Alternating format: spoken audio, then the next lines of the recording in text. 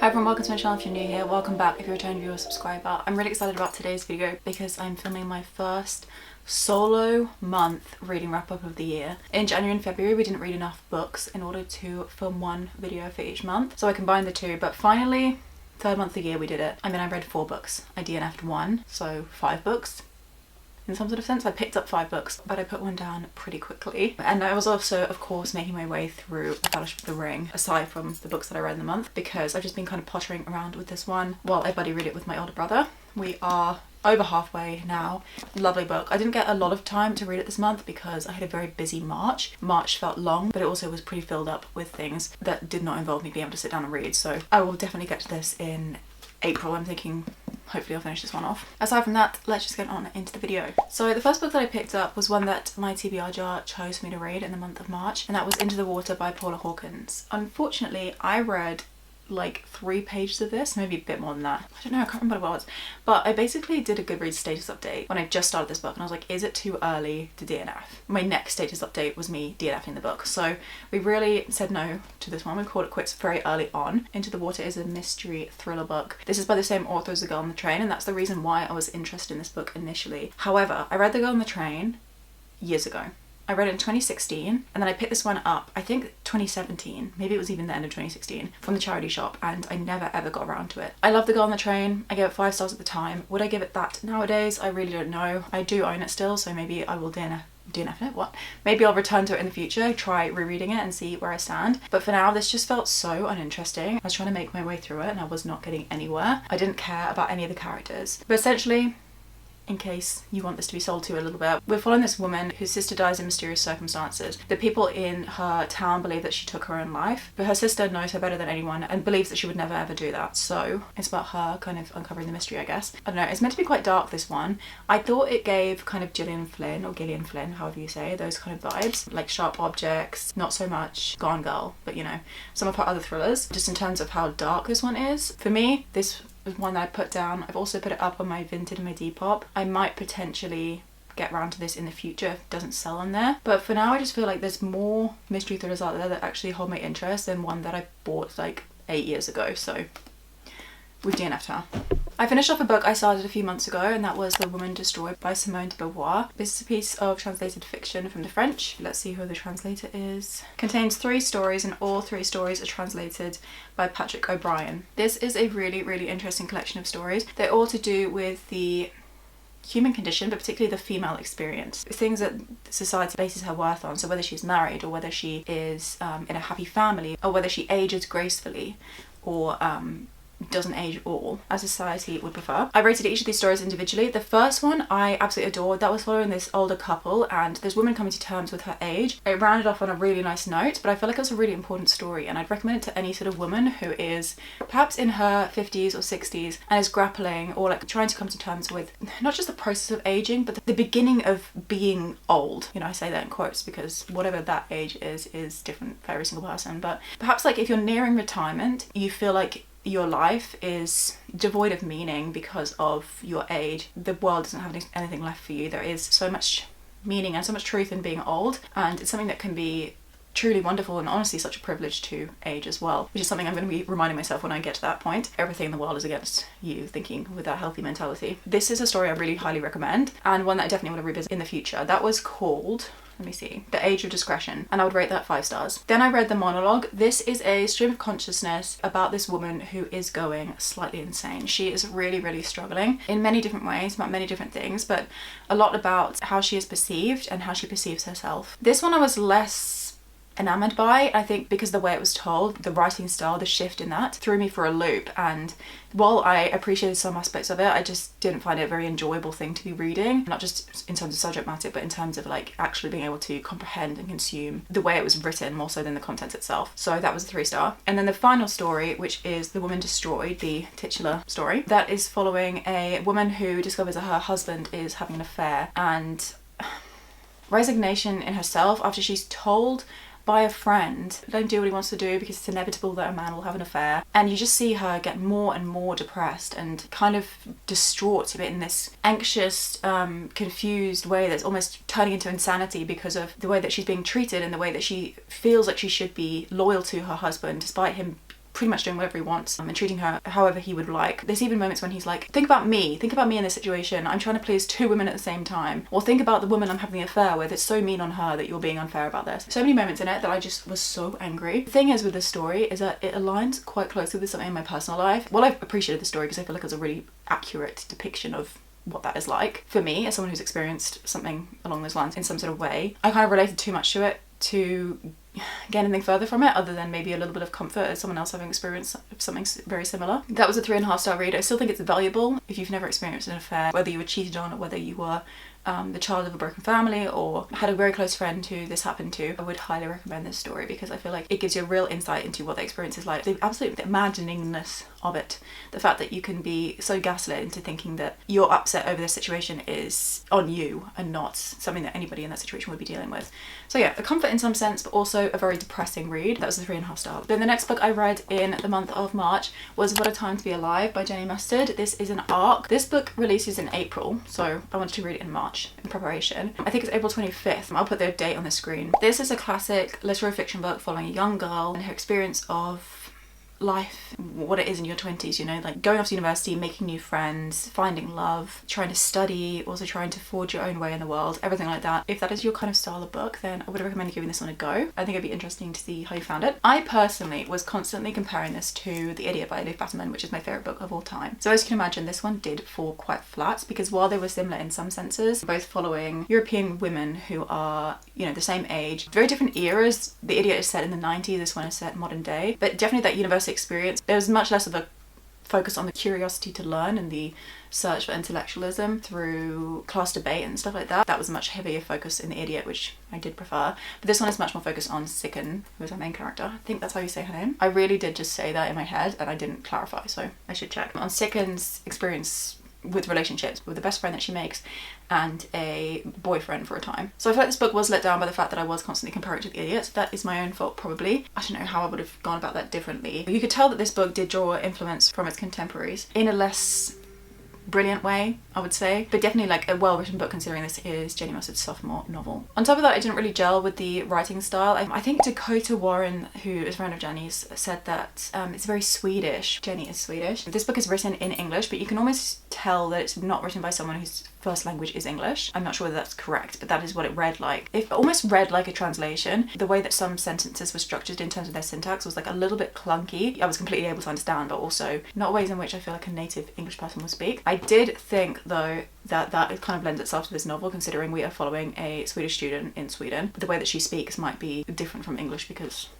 she's not English. This book is all vibes and no plot. That's something I would usually enjoy, but I did feel like this book, despite being quite short, I think it's 300 pages. Yeah, under 300 pages. It felt much longer than it was. There were also elements of Sicken's character that felt very, very rogue. I feel like a lot of it was like, oh, this is the way her parents interact with her, so this is the reason why she's like this. Or this is some event that happened in her youth, and that's the reason why she's like this. You didn't really see the transition, you just saw like a before and an after, step 1 and a step 10. Some scenes did feel really close to home. There was one particularly, oh my goodness, depiction of like a university dorm, like a first year student halls. They have this tradition in, I think it's in Swedish universities, where every Tuesday night or whatever it is at a certain time, students will open the windows and stick their heads out and scream into the dark. And this is to relieve stress. It's also just a university tradition. Sicken is not familiar with this, so the first time it happens, she hears this scream and she jumps up out of bed and she stands in the center of her room and she's like, should I go out into the corridor and like discuss what's happening with my friend, or should I stay? That was an experience that I truly related to, and it was such a niche thing, the idea of being still like socially anxious and afraid to interact with people, but being frozen in this in-between, which was like the center of your room, right by the door to the corridor, to ask people what's happening, or whether to stay within your little sanctuary that you have for yourself that is made your own. I really admire Jenny. I think she is very talented. I think she has some really good things coming up. I just don't think this book went all the way. I don't think it was as good as it could have been. I think Jenny's very passionate about this release, and so I definitely recommend supporting her if anything that I mentioned sounds interesting, or if this is just your type of genre, because I know that like no matter what negative reviews I would have heard about this book, I would have always been interested in this simply because of its like literary fiction coming of age style of genre. I would still recommend this despite my negativity. 3.5 stars. My main focus for the month of March was 2 books because we just started to read a duology back to back. That was not my intention. I basically had The Prisoner's Throne, the second book in the Stolen Heir duology. This was picked me by the TBR jar. I read the first book in the series, The Stolen Heir. I think it was the beginning of 2023, so it'd been a couple of years, or just over a couple of years, since I'd read the first book. So I feel like I needed a refresher. I debated rereading The Stolen Heir, but I think even in my TBR jar video, I was like, I don't think that's necessary. I could just read a summary online or watch a spoiler-filled reading vlog. I went to do that and I realised I didn't have a clue. It's amazing how much you can forget in 2 years, especially as I filmed a reading vlog on this book when I first originally read it. You know, you'd think I would have maintained some sort of knowledge of what happened, but apparently I forgot most things other than the very general plot structure. I saw that this was available on Spotify's audiobook system, so I started listening, and then I realised that my annotations only went like a third into this book, and I hadn't actually bothered to annotate the rest of it, or I'd left like pencil dots where I wanted to underline, but I couldn't remember any of the thoughts that I wanted to say. So I audiobooked this. I did a kind of what do they call it, immersive reading. I think that's the term for it now. There's like sprung up out of nowhere, where I was listening to the audiobook as I was physically reading, which meant that this experience did take much longer and pushed back my reading of The Prisoner's Throne. This is the series that is a follow-up from the Cruel Prince series, which is the Folk of the Air trilogy. Those are three of my favourite books of all time: The Cruel Prince, The Wicked King, and The Queen of Nothing. I adore them so much. Probably The Queen of Nothing is a 4.5 or a 4. By that point I was blinded by my love for it, so I decided to give that a 5. But yeah, very strong 5 to the first 2 books. I know it's not everybody's series, but for me it's just everything I could possibly adore in a book. It's a young adult fantasy book following fairies, the true sense of a fairy, their true nature. And so they're tricksters, they can't lie, you know, like very much following fairy folklore rules. Holly Black did her research. People say she's the fairy queen, and I would agree. The Stolen Heir duology, this first book I read 2023, like I said, I gave it 4.5 stars. I was going between a 4.5 rating and a 4-star rating, and I chose a 4.5. Then I dropped it down to a 4, but I even said, I think when I dropped it down to a 4, that I was debating drop it down to a 3.5. This book is absolutely not a 3.5. This book is definitely a 4. If it was anything else, it would be a 4.5. It's very, very good. It doesn't have the same kind of spark that the original trilogy had, but nevertheless I really did enjoy it. But in this we're following our main character from the first series, Jude, her younger brother Oak, as he travels off to find this girl Surin so that she can complete this mission with him by going up to the Ice Needle Citadel where her parents live and basically making this trade. Her parents are awful. Surin has suffered a lot throughout her childhood because of this, and Oak is someone who she knew in her past when she was very, very little, but they've got a very complex relationship. Neither of them can trust each other fully. We also have a bit of like an entourage of 3 characters who kind of pop in and out. We've got Oak's personal guard Tiernan, their prisoner Hyacinth, and then we've got, I don't remember his name, but there's another guy who helps him out sometimes. I enjoyed my reread of this. It was not on the cards initially, but it was a good time, and I'm glad that I kind of reaffirmed how I felt about it. So then we could finally get into The Prisoner's Throne. I've been told with this book that if you didn't like The Stolen Heir, you should really like The Prisoner's Throne.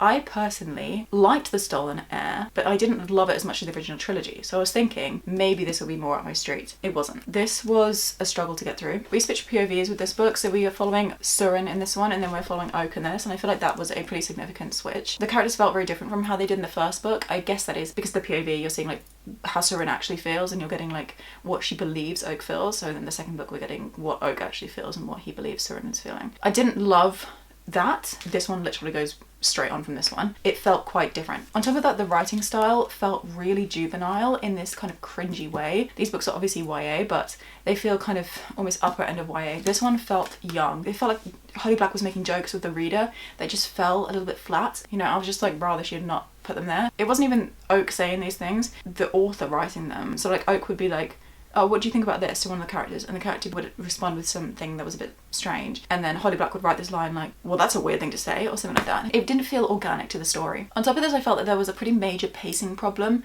One thing that's really interesting with these books is that so much of this story is told through our main character's spiraling thoughts. So we have very little plot happening considering how much book there is. So these books are, let me see, 350 pages around there. You know, it's not very long, but if the story was told much more through plot or conversation, these books would be significantly shorter. It was almost like Holly Black felt the need to stretch out their length to fit like a page goal or a word count or something that was assigned to her by the publisher or by an editor. The spiraling thoughts were fun for the lore, but didn't really add in things to the story beyond that. So unless you're like a mega fan, I didn't love them. I also didn't really like the depiction of Jude and Carden in this story, because we did actually get some of them. To begin with, I was really, really excited about that. I don't know, it's kind of that thing that's like when you have a book series following 2 characters, when they are side characters in a follow-up series, they're always much less impressive, which makes sense, but also it feels like those characters are different from how you knew them before. So for example, Rhys and Feyre in A Court of Silver Flames, after following them for Akatar, Akamath, Akawar, Akafas, having them as main characters and then going on to A Court of Silver Flames and having them as side characters, they just felt so less important and less interesting, not just because they were not the focus, because of the way the characters had been presented and dimmed. So yeah, this was not my favourite book in the world. I can't really rate these books poorly, so this was still a 3-star. 4.5 to the first one, 3 stars to this one. I like this series, I would still recommend it, but I would definitely say, you know, the Folk of the Air trilogy is where it's at. So there you have it. Those are the 4 books, one DNF, that I read or picked up throughout the month of March. We got a real range of things. I haven't had any particularly good ratings. Obviously I had that 5-star short story within the Women's Stories, but beyond that we've had quite mid ratings, which, you know, I'd love a 5-star. So hopefully we'll be picking up some good books in April. I've already posted my April TBR. That was another TBR job, picks my reads for the month, so you can check that out if you would like to see what I have in store for me. I'm really excited about the reads I picked actually, and I'm hoping that a change in genre particularly will help move things along and maybe open me up to some high ratings. If you enjoyed this video, please give it a thumbs up to let me know that you did. Subscribe if you'd like to stick around and see more videos from me. My next video should be a travel vlog. I'm going to Crete and I'm filming a reading vlog while I'm there of a book that I was set in Greece. I'm so excited. The second we were like even discussing the idea of the holiday, I was like, I have to go because I have to film it. My favourite thing to film, my favourite thing to edit, and the fact that I can bring a book along and discuss literature while I'm there is wonderful. Make sure to stay tuned if you're interested in that. Without further ado, I'll leave you in peace, and I'll see you actually in about a week's time for a new video, because I'm away this next week. There'll be a little bit of a gap, but I promise you that the content when we get back is going to be so good. Sending my love to you from here to wherever you may be in the world. Bye bye.